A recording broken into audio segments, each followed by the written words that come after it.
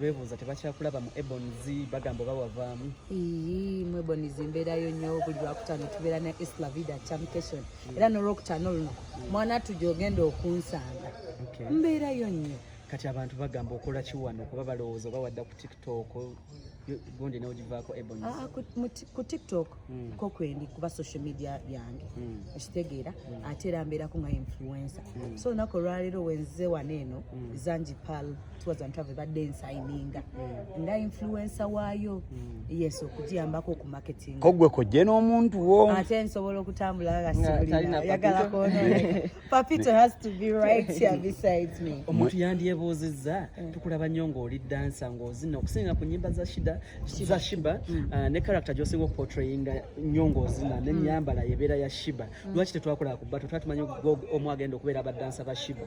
Anti ku bato ya Shiba I think buli omu yalina sector gy'asobola okuyambiramu oba gy'asobola okusupportingiramu Shiba. Nze nganze ne Shiba nina engeri gye musupportinga. I will definitely do her challenge without her paying me. Oba kunkubira simu tukole eno because kinkakatako. Naye ate era sobola okumusupportinga nga nsasudde kuba nze omwe yasasula table mu ku VIP nensasula million 30 zaali nyangu. Nagisasula era nga ntudde wali ku table. Abantu badde bamanyi mwayawukana. Nani? Ne Shiba.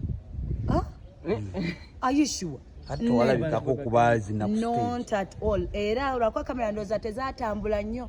Naliwo nze omu kubagula table. Yes, era naliwo wali nga nsupportinga. Gwe bato wagiraba oti abantu bagamba Shiba bamukuba omuziki. Bato twafuna buli omu kye yali asuubira. Me I got what I wanted. Shiba from yawangula. Of course because kye nali njagala yawangula ku side yange kuba yampa kye nali musuubiramu. Okitegeera. Companies ziva ku kyokwesigana ezikuwa emirimu gyazo otambuza products zaabwe. Sisoose ku Zanj Tours and Travel yokka. I've been dealing with different companies esasobola kumenya wano. Naye omulimu gwe mbadde ntambuza gubadde gulabika nti I put results good table at the end of the day. So that's why ne Zanj evuddeyo nekola ki enesigala kuba ate ku luno kikyuseemu ko sitambudde nzekka ndine ne Papito. Abantu bagamba akalenzi kato kooliko. Siwulira abeeyogera. Bagamba akalenzi kato kooliko. Ndaba emimwa gizi.